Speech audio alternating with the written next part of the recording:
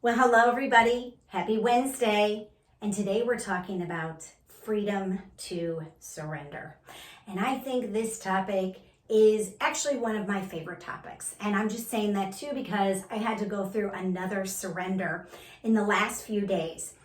And for me, surrender leads up to something very powerful, something very wonderful. But getting there is the hardest piece. So Melissa K. Range, Phoenix Rising. Let's go a little deeper, or should I say, let's start to spread our wings like the phoenix does. And I want to give you a little bit of background on some of my most powerful places of surrender, because maybe then you can find places in your life where you've surrendered and then let the divine spirit, the universe, whatever you want to call it, step in and guide you to the place that you're meant to be. And sometimes for me, this means going through, like I said, a very difficult, challenging places of resistance where I don't really want to see or perceive what's truly happening or where I need to go, because it's going to push me, possibly most of the time, out of my comfort zone, out of the place that my ego is used to being, right? The safe place. And I'm not going to grow if I don't step into that space of uncomfortable, or if I don't step into a space where maybe I'm going to be seen or heard in a different way, or judged or criticized, right? And that can be very scary. And I know for the women that I've mentored, this is something very important to them, because they're going to be seen differently if they go after what they want, or if they really are going towards what their intuition is telling them to do. It can be a very scary place, but I'm telling you what, they show up and they do it. And that's the fun piece for me as a coach. And so going back to surrender, I know I was thinking about this past weekend, places in my life where I've surrendered. And these are two examples, actually, maybe I'll give you three, of where I decided to kind of give up a dream, and then in hopes that something else would come to fruition, but not really knowing that that's what was going to happen. And I know one of them was when I was in college and I wanted to be a doctor. And I'd wanted to be a doctor since I was a little girl. I'd always wanted to be a doctor. But I was a sophomore in college, and I went into my first organic chemistry class. And I just was sitting in that class. I remember saying, this is going to suck. This class is going to be so hard, and I just don't know how I'm going to get through it. And I hated chemistry, which I had taken over the summer so that I could get that prerequisite done for pre-med. And I was in that organic chemistry class, and I hated it. And I hated it so much. And now, mind you, I was a double major, so I was pre-med in Spanish.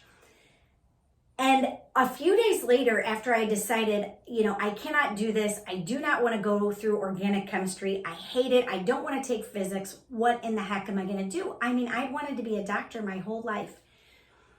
And I remember talking to a friend and telling him how afraid I was and how scared I was to give that up. And a few weeks later, I actually was in my Spanish class, which I loved. I love Spanish class so much. And the teacher brought up that every year a new class, or you had the opportunity to go to live in Spain, in Madrid, and study over there. And I remember calling up my parents after thinking about it for a little bit and thinking, this is what I'm supposed to do. I'm supposed to go to Spain. And it was one of those where the divine, a door closes, a window opens. And I was thinking about this the other day, but I remember saying to myself, I'm going to Spain. That's what I'm going to do. I'm going to go to Spain. And I told my parents, and they were like, okay, we know this is Melissa. This is, but that was a piece of me having to surrender a huge dream in my life. And today, no. Am I a doctor? No. Am I a healer? Yes. In just a totally different way than I ever dreamed was possible, or even could have imagined for myself, right? Sometimes the divine can imagine bigger and greater things out there for ourselves than we can. The second event that was very pivotal in my life was when I was in my marriage. And I know, because I've walked many women through getting a divorce, people actually, men as well lately, in the past few years. And I remember being at my wit's end, at my breaking point. And a lot of times this is when we have to surrender. And I got up super early one morning and I went into my little nook where I prayed and meditated and read. And I kneeled down to this ascended master who I trusted and believed in. And I said, dude, I don't know what you're going to do, but you got to do something. I don't know if I should get a divorce. I don't know if I should stay with my husband. I don't know. But you know what? I am so sick of this and I just can't do it anymore. I just can't do it anymore. And I remember a few weeks later, the process had begun where I was leaving this marriage. And even though I couldn't see the foresight or couldn't see where I was going or what that was going to look like, and I was in tremendous fear, the biggest, greatest fear I had ever been in my whole life. It was so scary.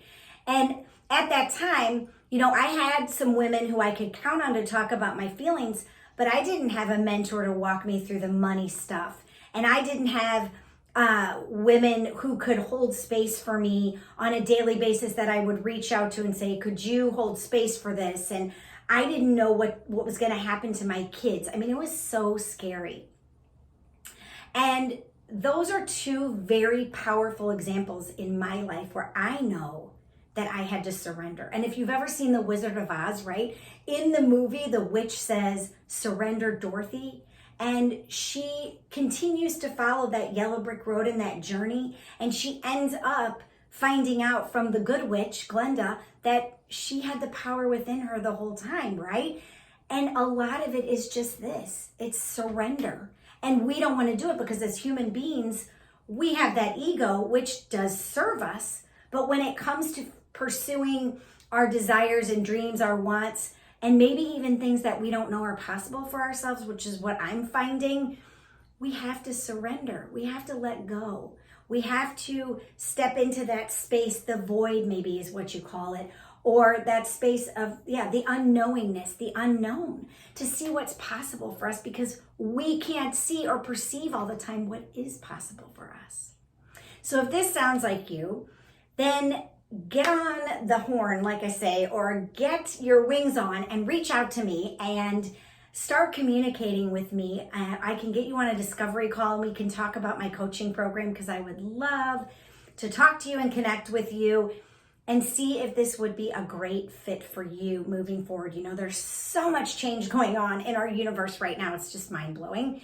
And I know people are looking for support and they're looking for somebody to kind of hold their hand or guide them through some life stuff. So I'd love it if I could work with you and see if we would be a good fit. So send me a private message or you can send me an email at revupyourlifewellness@gmail.com. But I look forward to connecting with you again soon. And thanks for joining me on this wonderful Wednesday. And I am ever evolving and growing and shifting, and I know we all are as a collective. So it's very exciting and very wonderful.